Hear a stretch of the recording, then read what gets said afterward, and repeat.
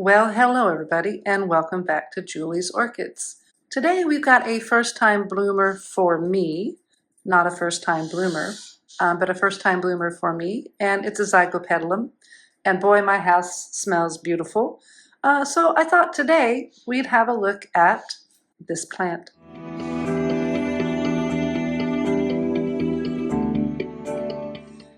Okay, so specifically this is Zygopetalum Purple Panther by Arthur Ellie by Jade Dragon Chocolate. So there's quite a bit mixed in with this plant. As with most Zygopetalums, or with all Zygopetalums, they will put out their flower spike before they mature their pseudobulb. And this one also puts out the roots after the flower has bloomed. I haven't paid attention to the other Zygopetalums on when their root growth started, but this particular one, new growth, flower spike bloom, and then we get the root growth. Okay, now with the Zygopetalums, it's usually a good idea to wait until you've got new root growth before you go about repotting a zygo. Their roots can be a little bit finicky, and if you're particularly doing something like changing a whole setup, like I did to this one, it's a good idea to wait for new roots. So I got this back in April 2024, and when I got it, it was in bloom and it had started new roots, so I promptly, very quickly repotted it, and it seems to have settled in to this new pot quite nicely. We've got another new growth coming here, which should bloom and put out new roots. And then we've got this one here that's putting out roots. So it's pretty firm in that pot. So from April of 2024 to September, nearly October 2024, the new growth that was putting out roots when I repotted it has really anchored this nicely into the pot.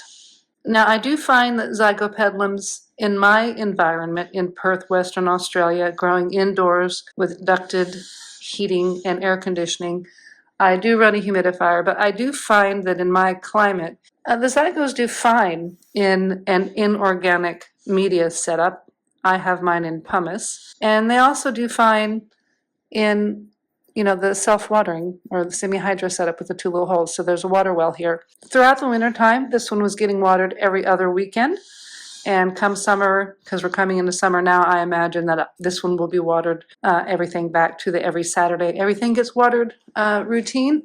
But the humidity and the climate change here in Perth from summer to winter is that drastic that I don't have to water my entire collection in wintertime, except for every other Saturday. Now my terrestrials, my frags, and my paths, they get watered every Saturday, no fail, all year long, because they don't like to dry out at all. But the Zygos here, they did fine through Christmas with this setup in Pumice and the humidity levels that we were getting with the rains that we get here in Perth in winter. This one did just fine going 2 weeks without watering. Obviously, it's well rooted into the pot. It's put out a new growth, and that new growth has bloomed, and it's also got another new growth coming out over here, so it's quite a happy little plant.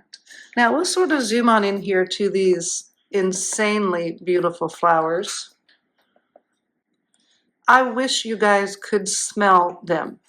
Now when I came in the house from work today, and I first opened the door and I stepped in the house, the door to the garage is right across from the door to the grow room, and I turned around, closed the garage door, and inhaled, and I had this beautiful, fragrant, floral, just not rose, but just general floral fragrance just wafting through that little space there. And when I went into the grow room, it filled the grow room with a very nice fragrance, like someone had just applied their perfume, but it wasn't overwhelming or cloying in the back of the throat. So this Zygopetalum is a reliable bloomer. It's got a whole lot mixed in with it. Again, this is Zygopetalum Purple Panther. It's a good one, easy one for beginners, as long as you wait to repot it until you see the new root nubbins growing. So I'd like to thank you guys for watching. If you liked the video, please give me a thumbs up. a subscribe would be great.